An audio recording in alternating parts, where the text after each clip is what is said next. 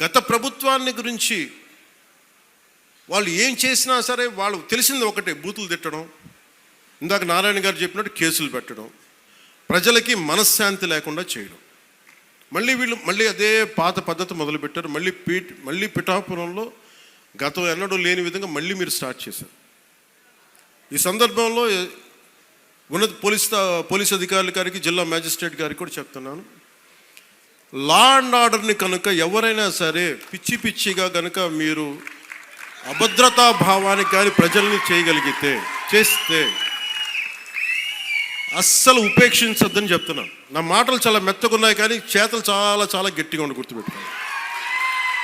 ఇది medieval period కాదు కాబట్టి నా మాటలు చాలా నియంత్రణతో ఉన్నాయి.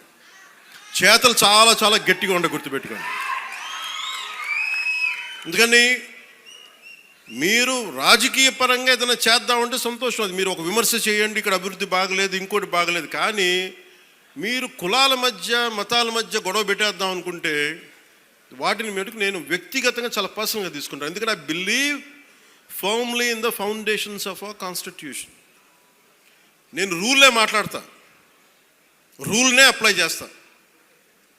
అది దయచేసి ఉన్నతాధికారులందరూ, అది మీరు కలెక్టర్ గారు కావచ్చు, ఎస్పీ గారు కావచ్చు, మీరు ప్లీజ్ అది మీరు చాలా ఫర్మ్గా అప్లై చేయండి.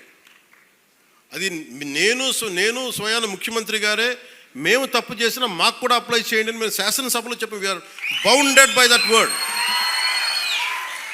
అందుకని ఎవ్వరు కూడా వ్యవస్థకు అతీతులు కాదు, నాతో సహా.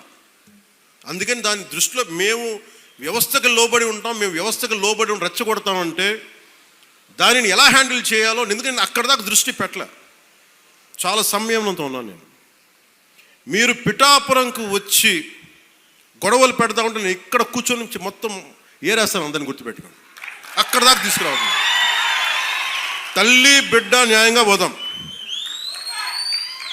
తల్లి బిడ్డ న్యాయంగా పోదాం. మీరు ఒక మాట అనండి, నేను తీసుకుంటా. కానీ మీరు నన్నన్నా పర్లా, పార్టీనన్నా నేను భరిస్తాను. కానీ ప్రజల మధ్య వైషమ్యాలని కనుక మీరు చేస్తే దాని పర్యవసానాలు చాలా తీవ్రంగా ఉంటాయి, గుర్తుపెట్టుకోండి. ఎందుకంటే నాకు ఓటమి భయం లేదు, ఇది చాలా చాలా అర్థం చేసుకోవాలి అందరూ.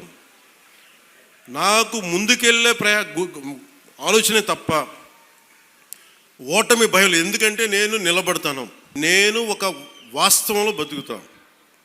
ఈరోజు పదవులు ఉండొచ్చు, పదవులు పోవచ్చు, వీటి మీద నేను ఆలోచించుకొని చేయను.